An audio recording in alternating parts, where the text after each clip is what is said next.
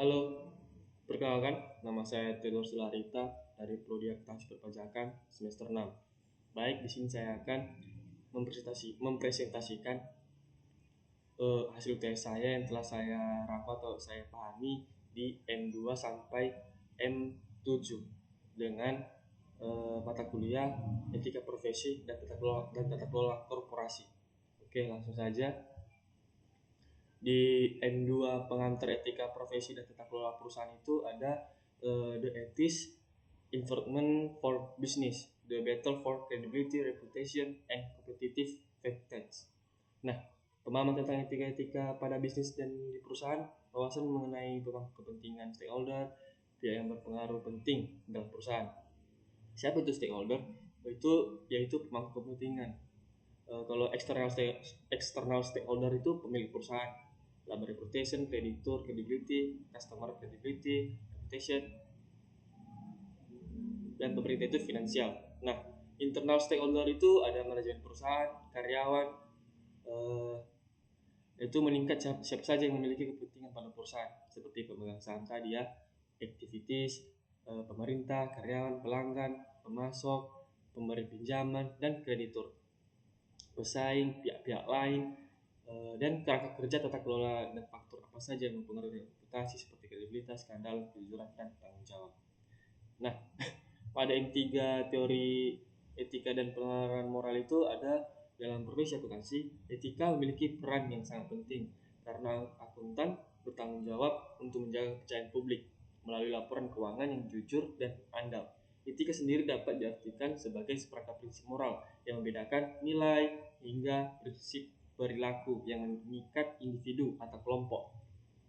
Profesi akuntan dituntut untuk selalu berpegang pada prinsip etika seperti integritas, objektivitas, independensi, kompetensi, serta tanggung jawab profesional. Semua prinsip ini diatur dalam kode etik profesi. Contohnya seperti yang termuat dalam ACPA Code of Ethics.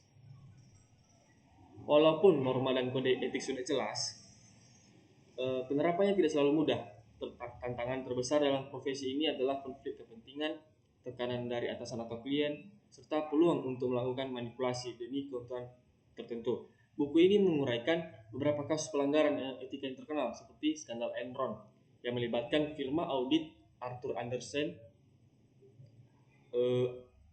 Andersen terbukti memiliki konflik kepentingan karena selain menjadi audit eksternal, mereka juga menangani audit internal Enron. Akibat lemahnya independensi, fraud Enron tidak terdeteksi hingga perusahaan bangkrut dan merugikan banyak pihak. Kasus lain adalah penipuan audit oleh auditor pribadi, yaitu Bernard Madoff yang memperkuat skema Ponzi hingga mampu menipu investor miliaran dolar. Pelanggaran serupa juga menimpa KPMG, BDO, Segmandel, hingga Satyaman India. Deretan kasus ini menunjukkan bahwa pengawasan etika di bidang akuntansi harus selalu diperketat. Nah, dalam menghadapi dilema etika, akuntan dapat menggunakan kerangka berpikir teori etika. Itu buku ini menjelaskan 3 teori utama. Yang pertama itu egoisme, utilitarianisme, dan deontologi. Teori egoisme menekankan kepentingan diri sendiri di atas segalanya. Tetapi dalam konteks profesi akuntansi, pendekatan ini dianggap tidak layak karena bertentangan dengan kewajiban publik. Teori utilitarianisme lebih menitik beratkan pada tindakan yang menghasilkan manfaat terbesar bagi banyak orang. Akuntan dapat mempertimbangkan sejauh mana keputusan mereka itu berdampak positif atau negatif pada pihak-pihak terkait. Sementara teori deontologi itu berfokus pada kewajiban moral, melakukan hal yang benar tanpa melihat akibatnya, asalkan sesuai dengan prinsip keadilan, kejujuran, dan komitmen. Nah, pada M4 kerangka pengambilan keputusan etis itu menekankan bahwa etika dalam profesi akuntansi adalah fondasi kepercayaan publik terhadap laporan keuangan. Seorang akuntan wajib menjaga integritas, objektivitas, dan skeptisisme. Meskipun sering menghadapi tekanan dari klien atau pimpinan, teori Holbert menjelaskan bahwa perkembangan moral seseorang bertahap, mulai dari kepatuhan karena takut akan hukuman hingga mampu bertindak berdasarkan prinsip keadilan universal. Nah, dalam praktiknya banyak akuntan berhenti pada tahap mengikuti aturan dan loyal pada atasan, sehingga rentan kompromi ketika berhadapan dengan konflik kepentingan. RES mengembangkan model 4 komponen pengambilan keputusan etis, yaitu kesadaran moral, penilaian, niat untuk bertindak benar, dan karakter untuk mewujudkannya. Sementara itu, Jones menekankan bahwa seberapa serius dilema moral dipengaruhi oleh besar dampak norma sosial dan kedekatan hubungan dengan pihak terkait. Seperti contohnya tadi balik lagi yaitu kasus Enron dan Arthur Anderson menjadi contoh nyata kegagalan menjaga etika dan independensi auditor karena lebih mengutamakan keuntungan bisnis dibanding kepentingan publik. Intinya, etika dalam akuntansi tidak hanya soal mematuhi aturan, tetapi juga tentang keberanian untuk bersikap benar meskipun menghadapi tekanan atau risiko kehilangan klien.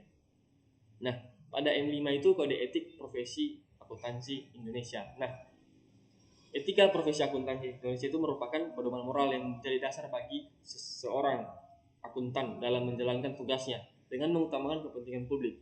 Dalam kode etik akuntan itu, contohnya itu pada Indonesia tahun 2021 itu ditegaskan bahwa kepercayaan masyarakat pada profesi ini lahir dari sikap jujur, objektif, kompeten, menjaga kerahasiaan informasi, dan selalu berperilaku profesional. Kelima prinsip dasar tersebut menjadi acuan utama, yaitu integritas, objektivitas, kompetensi, serta kehati-hatian profesional, kerahasiaan, dan perilaku profesional.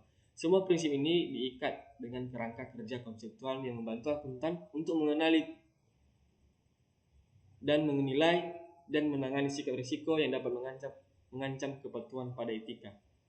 Beberapa pelanggaran etika yang pernah terjadi menunjukkan betapa pentingnya penerapan prinsip etika secara konsisten. Skandal manipulasi laporan keuangan seperti yang pernah terjadi pada perusahaan besar di luar negeri maupun Indonesia membuktikan akibat fatal dari diabaikannya prinsip integritas dan objektivitas. Selain itu, praktik rangkap jabatan atau jasa ganda yang menimbulkan benturan kepentingan juga menjadi contoh nyata pelanggaran independensi. Tak kalah penting, kasus kebocoran informasi rahasia klien menjadi pelajaran bagi akuntan agar selalu memegang prinsip kerahasiaan dengan penuh tanggung jawab.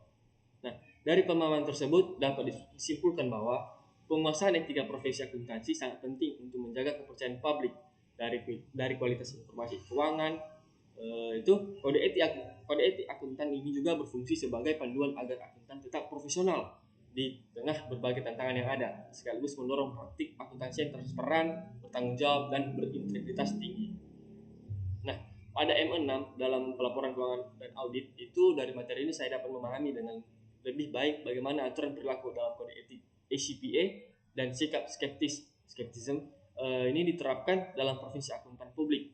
Seorang CPA harus memiliki kepekaan dalam menilai situasi, termasuk menyadari batas kemampuan diri dan bertindak bijak dengan merekomendasikan pihak yang lebih kompeten jika diperlukan. Misalnya, seorang akuntan publik tidak boleh melakukan audit jika ia belum benar-benar menguasai standar akuntansi maupun standar audit yang berlaku umum. Nah, selain itu, prinsip akuntansi menuntut seorang CPA untuk memastikan laporan keuangan yang disusun sesuai dengan GAAP serta mempertimbangkan apakah perlu dilakukan penyesuaian material. Sementara itu, sikap skeptis profesional berarti auditor harus selalu berpikir kritis, berhati-hati, dan tidak mudah percaya begitu saja pada siapapun. Sikap ini menjadi bagian penting dari keahlian auditor, mendukung independensi dan penilaian profesionalnya, sehingga pada akhirnya akan berdampak positif pada mutu audit yang dihasilkan.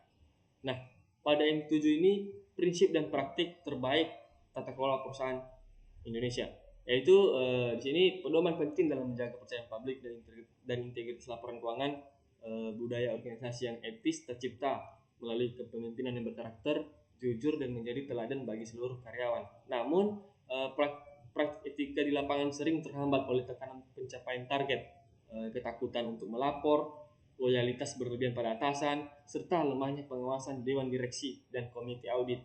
Nah, beberapa kasus seperti skandal yang di India, keputusan fraud yang mengorbankan keselamatan konsumen demi efisiensi biaya, hingga penurunan reputasi Johnson & Johnson menunjukkan betapa pentingnya pengendalian internal yang kuat dan audit independen. Untuk mencegah penyimpangan, perusahaan perlu menetapkan kode etik, melaksanakan pelatihan etika, memperkuat saluran pengaduan, serta melindungi pelapor pelanggaran keseluruhan upaya ini serta melindungi pelaporan pelanggaran. Keseluruhan upaya ini mendukung terciptanya lingkungan kerja yang menjunjung nilai moral, mencegah kecurangan, dan mempertahankan kepercayaan pada profesi akuntansi. Nah, sekian dari rangkuman pemahaman yang telah saya rangkum dari 6 sampai 7. Jika ada kesalahan dalam penyampaian kalimat, saya mohon maaf. Sekian dan terima kasih. See you the next video. Bye-bye.